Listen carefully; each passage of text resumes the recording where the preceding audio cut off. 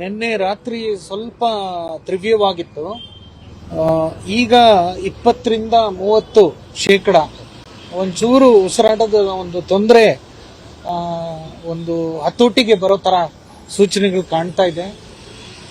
ವೈಯಕ್ತಿಕವಾಗಿ ಅವರು ಪಡ್ತಾ ಇದ್ದ ಪರಿಶ್ರಮ ಒಂದು 30-40 ಭಾಗ ಕಮ್ಮಿ ಆಗಿದೆ. ಅಂದ್ರೆ ನೋಡೋದಕ್ಕೂ ಒಂಥರ ಸುಧಾರಿಸಿರೋ ತರ ಕಾಣ್ತಾರೆ. ಮುಂದಿನ ಚಿಕಿತ್ಸೆ ನಡೆಯುತ್ತೆ. ಇದು ಬಹಳ ಟೈಮ್ ತಗೊಳ್ಳೋಂಥ ಟ್ರೀಟ್ಮೆಂಟ್. 1-2 ದಿನದಲ್ಲಿ ಸುಧಾರಣೆ ಆಗೋ ತರ ಕಾಣ್ತಾ ಇಲ್ಲ.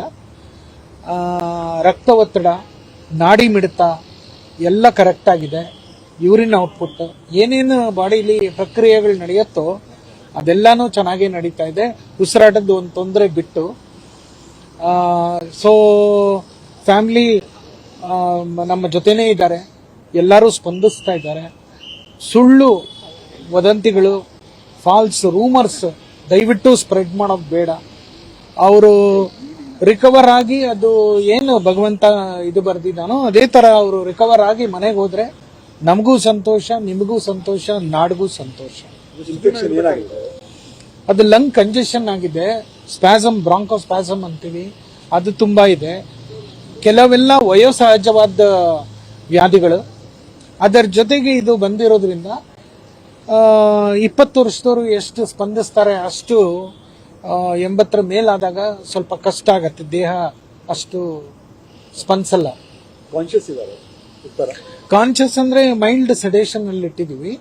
ಆದ್ರಿಂದ ಬಟ್ ಯಾರು ಕೂಗಿದ್ರು ಮಾತಾಡೋದು ಅದೆಲ್ಲ ರೆಸ್ಪಾನ್ಸ್ ಇದೆ.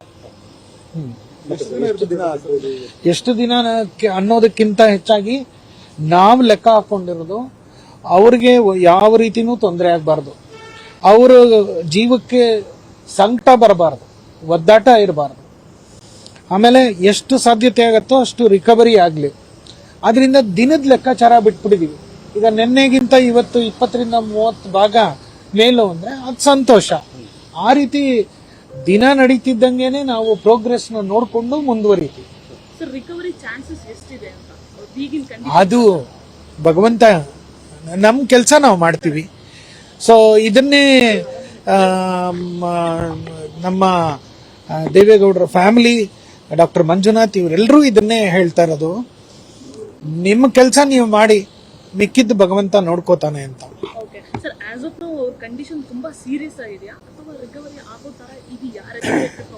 ಸಿ 80 ಆದ್ಮೇಲೆ ಈ ತರ ತೊಂದರೆ, ಉಸಿರಾಟದ ತೊಂದರೆ ಬಂದಾಗ ಸೀರಿಯಸ್ ಅಂತಾನೆ ಲೆಕ್ಕ. ಬಟ್ ಸುಧಾರಣೆ ನಡೀತಾ ಇರೋದ್ರಿಂದ ನಾವು ಅದನ್ನ ತುಂಬಾ ಸೀರಿಯಸ್ ಇದೆ ಆ ತರ ಹೇಳಲಿಕ್ಕೆ ಬರಲ್ಲ. ಇನ್ ನೆಕ್ಸ್ಟ್ 24 hours ಅಲ್ಲಿ ನೋಡೋಣ ಎಷ್ಟು ಮಟ್ಟಕ್ಕೆ ರಿಕವರ್ ಆಗ್ತಾರೆ ಅನ್ನೋದು ಗೊತ್ತಾಗುತ್ತೆ. ಅಲ್ಲ, critical period to watch. Ventilator ಇಲ್ಲ, ಸಹಜ ಉಸಿರಾಟ, ಅದಕ್ಕೆ ಸ್ವಲ್ಪ ಸಹಾಯ ದೊರಕಿದೆ. ನಮಸ್ಕಾರ. ಐಸಿಯುಲಿ ಇರೋದು. ನಮಸ್ಕಾರ.